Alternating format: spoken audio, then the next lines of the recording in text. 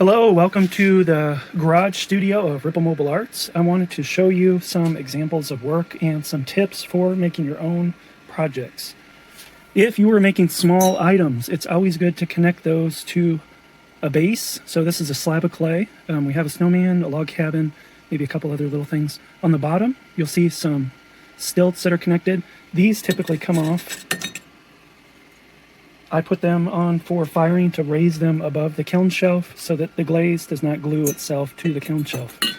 Now, if we have tiny little items, such as this piece right here, I cannot clear glaze a piece like this. This piece will go on kiln fiber, just like this, with the glaze that's already on there. As it's fired and it comes out of the kiln, I have to sand it a little bit, and you may have some residue from the glaze or the piece. It does make it kind of difficult to work with, so my recommendation for small pieces is to always attach them to larger pieces. You see with this log cabin here, we have a candy cane and a snowman. Even some pieces such as large unicorns, we have attached to a slab. So legs on an animal typically can be precarious to load because, if we remember, they go on stilts such as these or kiln furniture.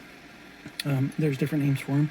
So as we connect them, it's somewhat difficult to try to line up all the legs for one of these stilts. So it's much easier with a flat slab. Mugs are simple, bowls, things that have a consistent flat bottom to them are much easier. Sometimes hollow items can work really well too because the stilts can line up, the teeth can help prop them up.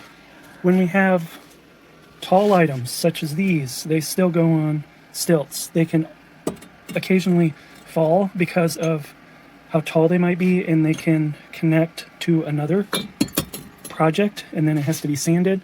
If you have flat items such as ornaments or just small slabs of clay, sometimes I will give it a clear glaze on one side, the other side will be left unglazed. That way I can just set it directly on the kiln shelf.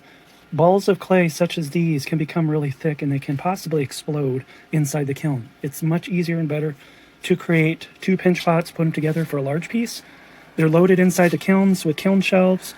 The kiln shelves are kept over here. I load them according to the heights, and then they're fired in the kiln over a 2-day period. It goes up to almost 2,000 degrees. Right now you can see some of the pieces. It indicates it's at 125 degrees. That's all for now for loading and creating work. Hope this was informative for you as you build your clay projects either on the pottery wheel or by hand.